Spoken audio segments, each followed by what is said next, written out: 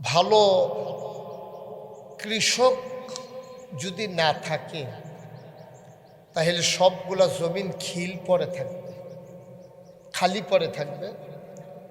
কারণ কৃষক না থাকলে আপনার চাষাবাদ করবে কে?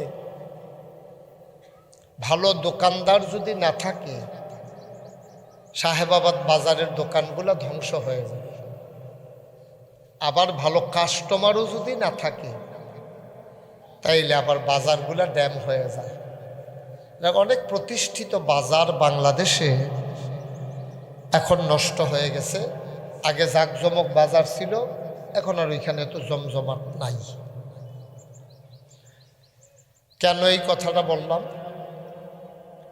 আমরা যারা নিজেদেরকে পরিচয় দিই আমরা মুসলমান, আমরা কি মুসলমান? আমি যখন যেটা বলতে বলি সবাই একটু বইলেন, হ্যাঁ, আমরা কি মুসলমান? আমরা মুসলমান। আমরা যে মুসলমান, এই ইসলাম যারা মানে তারা কয় মুসলমান।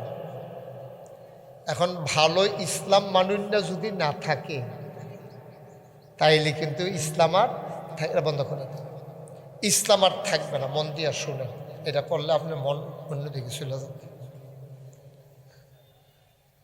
তো কি হবে? ভালো মুসলমান না থাকলে ইসলাম আর থাকবে না। এটা হলো একটা স্বাভাবিক কথা। মনে করেন নামাজ নাই, তো নগরফর মসজিদ তো খালি ফেরে থাকবে, এটাই স্বাভাবিক। এখন ইমাম থাকলেই কি, মুয়াজ্জিন থাকলেই কি, আজান হইলেই কি, নামাজ মুসল্লি যদি না থাকে তাহলে মসজিদের কি দাম? কোনো দাম নাই। তাইলে ইসলাম থাকবে কাদেরকে দিয়া? বলেন, কাদেরকে দিয়া থাকবে? হ্যাঁ, এই তো ছোট্ট ছেলেরা বলতে পারছে, আপনার সব দুম ধরে রয়েছেন। ইসলাম থাকবো কারে দিয়া? আহা, সবাই কয় না দি? মুসলমান দিয়া। এটা সত্য, জুড়ে কন, এটা কোনো সন্দেহ নেই। ইসলাম থাকবো কারে দিয়া? আপনি কইতেন না তো, ভিতরে ভিতরে কোন কীর্তন হলে না কইতেন। আবার সবাই গলার আওয়াজ বাড়াইয়া সমস্ত শক্তি দিয়া বলবেন, ইসলাম থাকবে কারে দিয়া? এই এমনি কইবেন সবাই। হ্যাঁ, তো ভালো মুসলমান না থাকলে ইসলাম থাকবে না। এখন ভালো মুসলমান হবে কি দিয়া? এই মাদ্রাসা দিয়া। বলেন সুবহানাল্লাহ।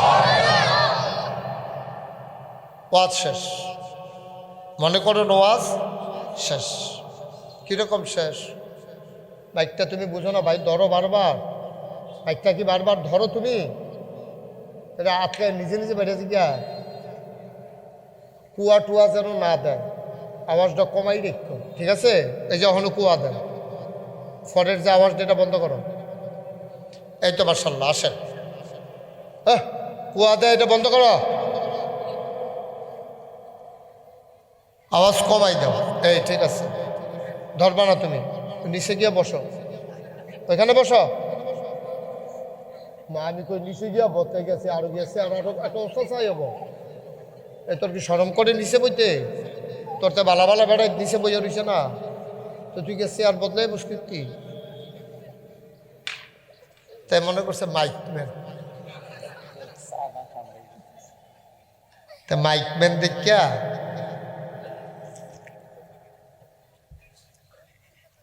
উফরে গিয়া বল, নিচে বইবি তো না, আমারে দেখবি, শুনবি, আর ঘুরা সুন্দর করে আরাম করে বসো, এই আসন ধরে বসো। মাশাআল্লাহ, মোটামুটি এখন যারা আছেন এর থেকে বেশি লোক লাগে না ওয়াজ। কারণ নবীজি হইলেন বক্তা, বক্তা হইলেন কে? শ্রোতা হইল মাত্র একজন, হযরত আবু বকর সিদ্দিক রাদিয়াল্লাহু তাআলা আনহু। সুবহানাল্লাহ কইতেন না?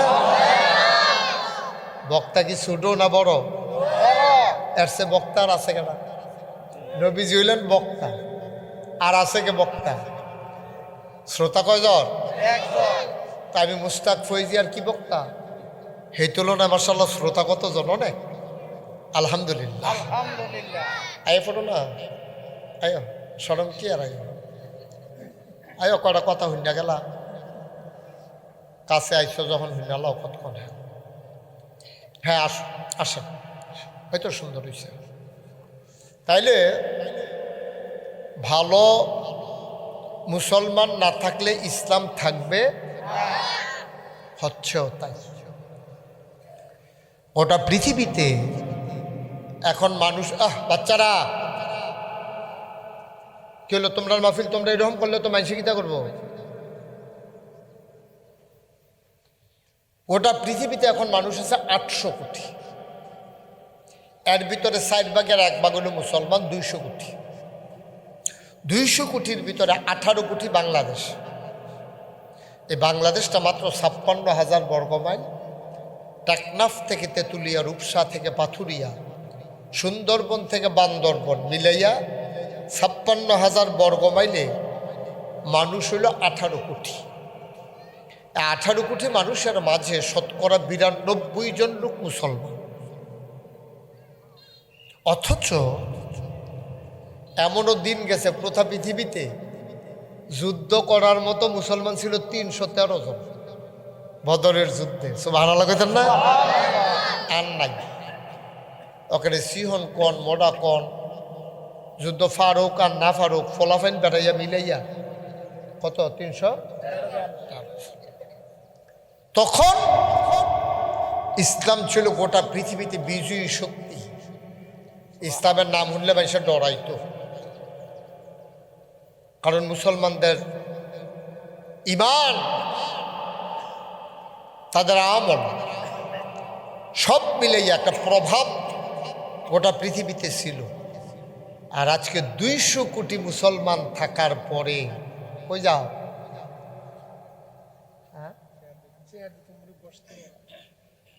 আচ্ছা দাও না, নিয়ে দাও। আমিন কন ফলাফল আমার দিকে চাই তো হ্যাঁ সাইডও ফেলছা হাতে চেয়ার আনে। এটা তুমি এই জীবনে ফইলা দেখছো একজনের চেয়ার লই আটতে আছে নাকি?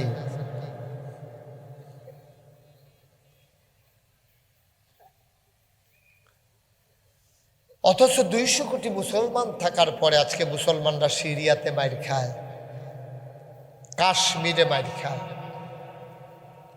আফগানিস্তানে তো এখন মোটামুটি একটা স্টেবল অবস্থা আছে, সিরিয়াতে, পৃথিবীর বিভিন্ন জায়গায় মুসলমানরা এখন মাইর খায়। 313 বেশি না 200 কোটি বেশি? 200 কোটি বেশি। তো 313 জন থাকতে মাইর খাওয়ান লাগলো না, আর এখন 200 কোটি হওয়ার পরে আমরা মাইর খাওয়ান লাগে। কারণটা কি? তা কারণ হইল ড্রাইভার খারাপ, লেগে গাড়ি ঘন ঘন খালো যায়। ঠিক কিনা কও? সহজ হিসাব। গাড়ি ঠিক আছে, সংখ্যাও ঠিক আছে, ড্রাইভার প্রশিক্ষণ নাই, এই জন্য এই গাড়ি ঘন ঘন খালো। আমরার অবস্থা হয়েছে এইরকম। মুসলমান মন দিয়ে শুনো রে ভাই, মুসলমান শুধু একটা শব্দ না, মুসলমান শুধু একটা পরিচয় না, ইসলাম শুধু একটা ধর্মের নাম না। ইসলাম হচ্ছে জন্ম থেকে মৃত্যু, রান্নাঘর থেকে সংসদ ভবন, সকাল থেকে সন্ধ্যা, ঘুমাইতে যাওয়া থেকে ঘুম থেকে ওঠা, পায়ের নখ থেকে মাথার চুল, সব কিছু কেমনে চলবে এই বিধি বিধানের নাম হইল ইসলাম। আমি মনে করছি আপনারা সকলে মিলে আরো জোরে সুবহানাল্লাহ কইবেন না। আমি মনে করলে যে আপনারা কইবেন, এটা তো এমন কোনো কথা না। কেন মান্নান সব লগে দিয়ে বইয়া থেকে কয় না তো আপনারা দুষ্কৃতে বাত্তির তল আন্দায়। আলী আহমদ মিও তো হেই যেই রকম কই কর দরকার হেমনি কি কয়নি। সুলাইমান আমার দরবারের তে মুআল্লেম না, তার আব্বা আমার দরবারের মুরিদ রুহানি সন্তান, তে আমার নাতি, তেও তো আওয়াজ দেয় না। ষড়যন্ত্র কি একগুল দিয়ে চলতে আছে? লিলমিও তো বেশি আওয়াজ দিয়া কয়, তা এত ষড়যন্ত্রের ভিতরে দিয়া যাবে টিক্কার ওই সিট হয়ে দেবে বেশি আওয়াজ দিবেন। মান্নান সাহেব আওয়াজ কারে কয়? ফ্রাইডের মতো আওয়াজ দিবেন। ওই যে ও ইয়া তাজু তাজু তাজুল ইসলাম আর্মি। তো একটু আওয়াজ করে ইয়াকো আব্দুল মান্নান পুলিশ যাবে না কো? ও হ্যাঁ ঠিক আছে ঠিক আছে।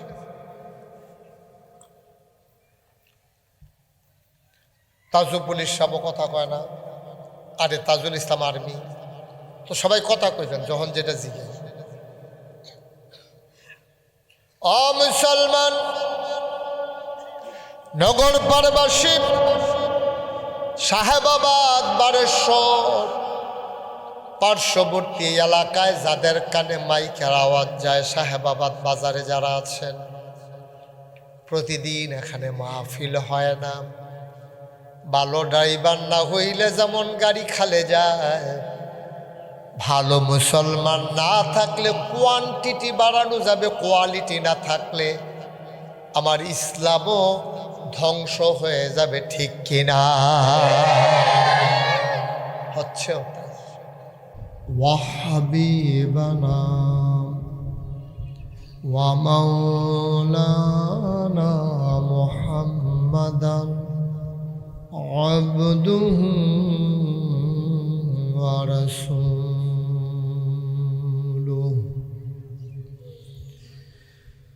الذي أرسله بالحق بشيرا ونذيرا وداعيا إلى الله بإذنه وسراجا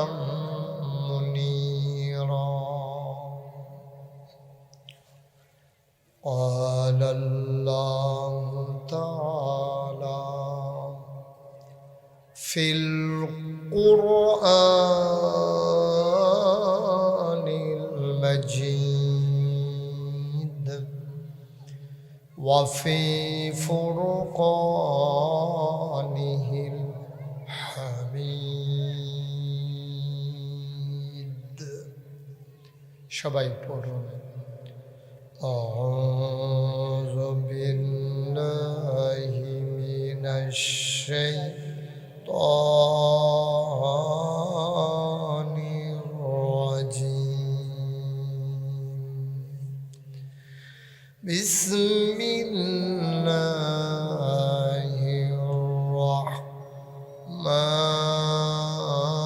الرحمن الرحيم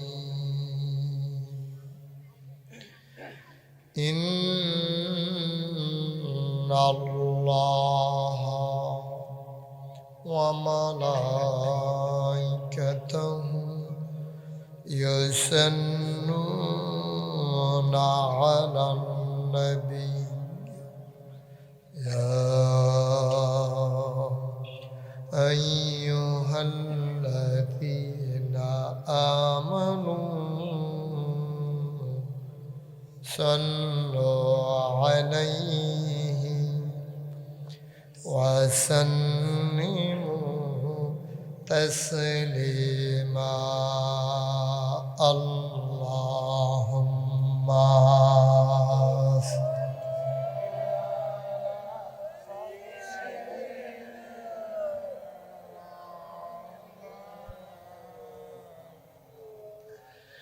وعلى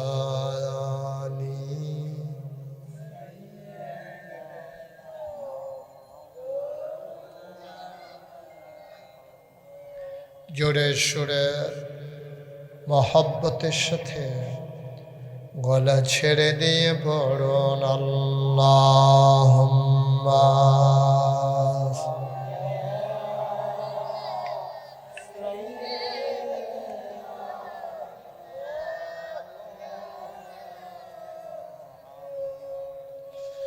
ওয়ালা আলি সাইয়্যিদিনা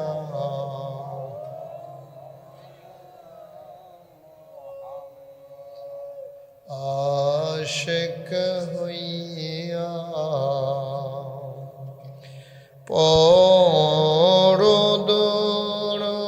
পরদুরুদ মাশুক তোমার মদিনা আশিক হইয়া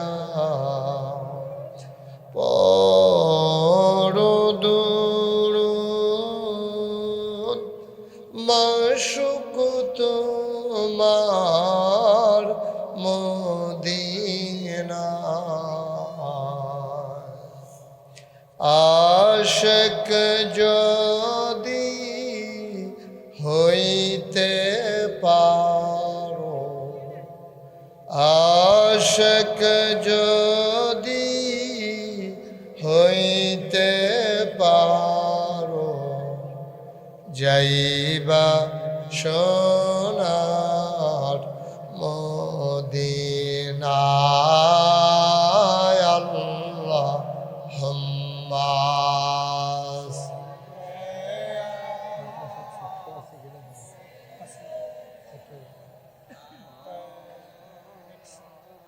হাফিজি মাদ্রাসার মধ্যে প্রায় وعلى آل سيدنا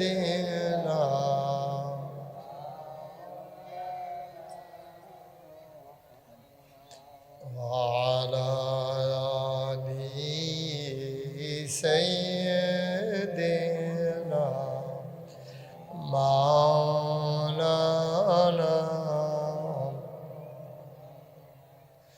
لا إله إلا الله لا إله إلا الله لا إله إلا الله لا إله لا إله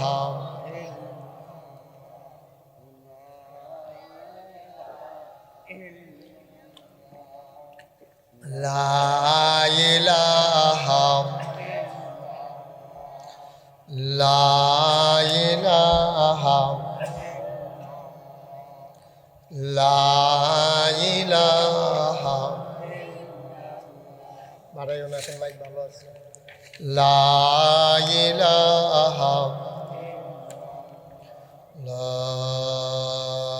ইলাহা ইল্লাল্লাহ মুহাম্মাদুর রাসূলুল্লাহ সাল্লাল্লাহু আলাইহি ওয়াসাল্লাম আল্লাহুম্মা সাল্লি ওয়া সাল্লিম ওয়া বারিক আলাইহি সবাই পড়ি আলহামদুলিল্লাহ জোরে পড়ি আলহামদুলিল্লাহ আল্লাহ তাবারক ওয়া তাআলার দরবারে আমরা লাখ কোটি শুকরিয়া জ্ঞাপন করছি যিনি আমাদেরকে ঐতিহ্যবাহী ঐতিহ্যধন্য নগর পার হাজী আলী আজম আদর্শ দাখিল মাদ্রাসা ও হাফিজিয়া মাদ্রাসার পরিচালনা পর্ষদের উদ্যোগে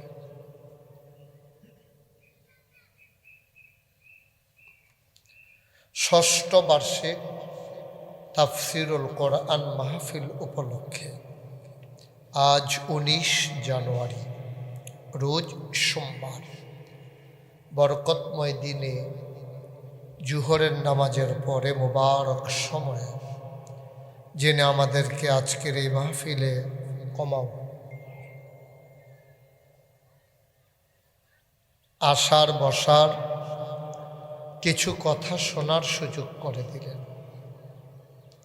আমরা মাবুদের দরবারে মাবুদের শিখানো কালেমা দিয়ে শুকরিয়া আদায় করি সবাই পড়ি আলহামদুলিল্লাহ বাচ্চা কাচ্চাদেরকে কথা বলতে দেওয়া যাবে না আপনি শুনেন না আওয়াজ যার কাছে যে বাচ্চা ছেলে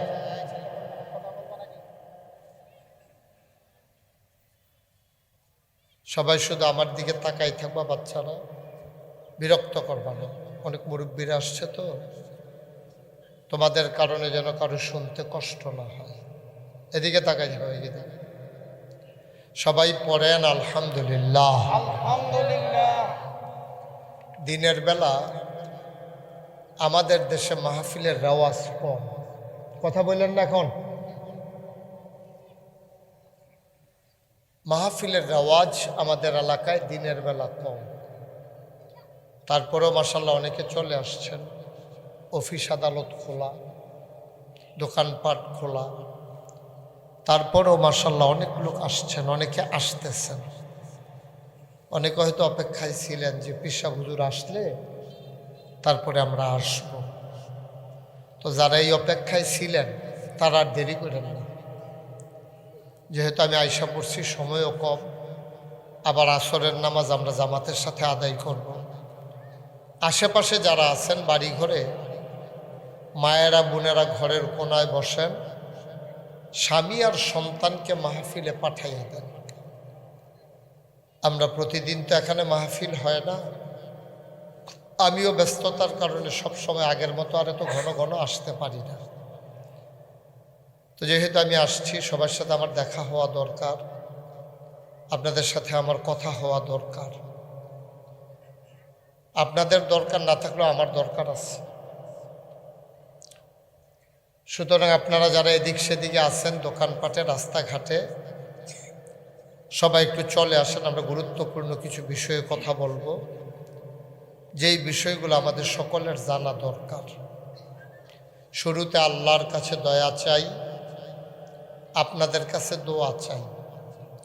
আল্লাহ যেন আমার মুখ দিয়ে সেই কথাগুলো বের করে দেন যেগুলো আমার জন্য দরকার এবং আপনাদের জন্য দরকার। সবাই পড়েন আমিন।